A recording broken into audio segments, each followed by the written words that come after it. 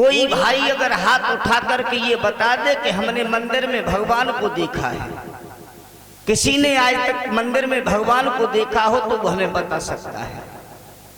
ये हमें भी मालूम है, ये आपको भी मालूम है कि मंदिर के अंदर भगवान नहीं है, लेकिन ये हमारी आस्था है कि मंदिर के अंदर भगवान मौजूद है। अगर भगवान को देखा जाए तो भगवान तो इसी मंदिर के अंदर मौजूद है।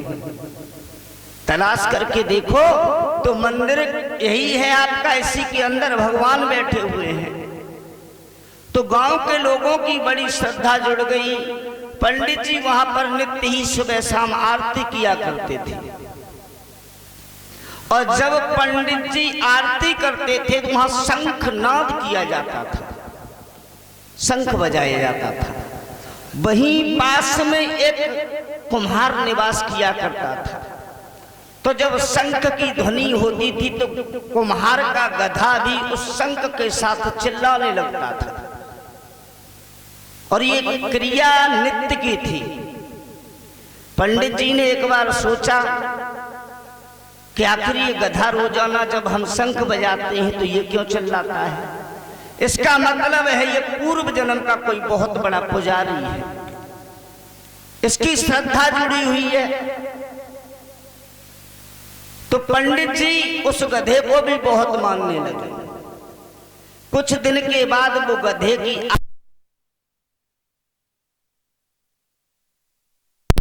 आवाज आना बंद हुई। पंडित जी एक दिन कुम्हार के पास में गए, कहने लगे हैं कि तुम्हारा गधा कहाँ है। जैसे शंख बजता था तो वो साथ में चिल्लाता था, अब आवाज नहीं आती है। कुम्हार कहने लगा पंडित जी गधा तो मर गया। अब पंडित जी ने मन में विचार किया कि अगर गधा मर गया, पर गधा बहुत बड़ा पुजारी था, इसका मतलब है उसके लिए हमें कुछ करना चाहिए। तो पंडित जी ने अपना सिर मुड़वा दिया, अपना सिर मुड़वा दिया। शाम के समय अपने शिष्य के घर गए। शिष्य ने पूछा कि महाराज जी सिर क्यों मुड़वा दिया, अभी कुछ बात तो हुई नहीं है, आपने सिर मुड़वा दिया। तो पंडित जी कहने लगे हैं कि महाराज शंखेश्वर की मौत हो गई है।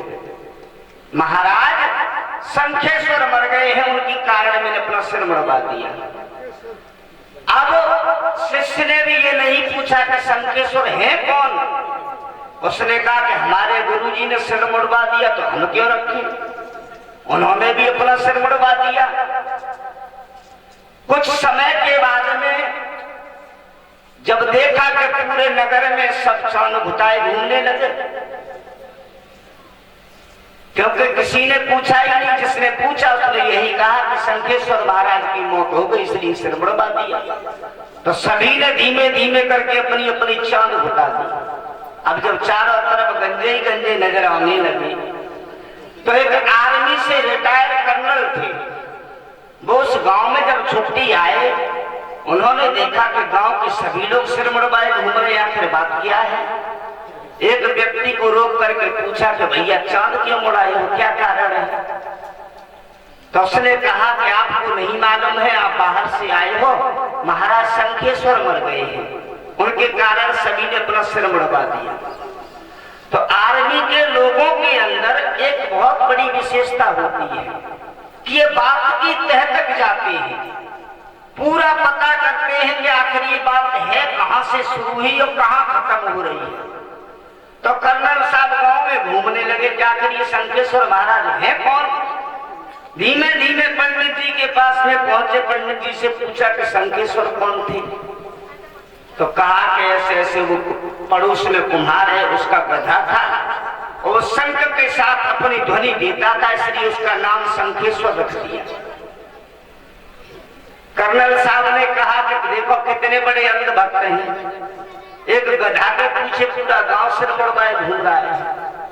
तो आज के समय में अंधभक्त मत बनो।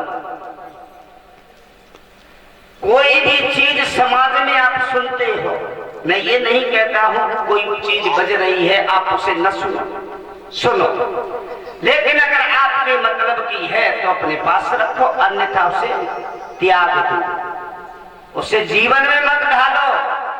ढालना है तो भागवत के एक एक अक्षर को अपने जीवन में ढालो, कल्याण में विलंब नहीं होगा। अगर ढालना है तो भागवत के एक एक शब्द पर गौर करो। और ये जरूरी नहीं कि जब भागवत चल रही है तभी आप भागवत में ध्यान दें। रामायण है, भागवत है, ये गीता है, ये हमारे ऐसे धर्म ग्रंथ हैं कि आप अपने घर भी नित्य ही एक श्लोक का अगर अध्ययन करते रहेंगे तो जीवन सहज ही कल्याण में हो जाएगा। अब ये भागवत सुनी, उसके बाद में पल्ला झाड़ के चले गए तो कुछ नहीं मिलने वाला है। सुनो, उसे अपने जीवन में ढालो, अपने जीवन में उतारो, उसके बताए हुए आधार पर चलो, तब जाकर के कल्याण होगा। बोले आनंद कंद भगवान की। ध्यान कथा क्षेत्र में लाएंगे। अभी आप बड़े भाई आचार्य राम से बच्ची द्वारा श्रवण कर रहे थे कि किस तरह से भक्त प्रहलाद ने श्री हरि विष्णु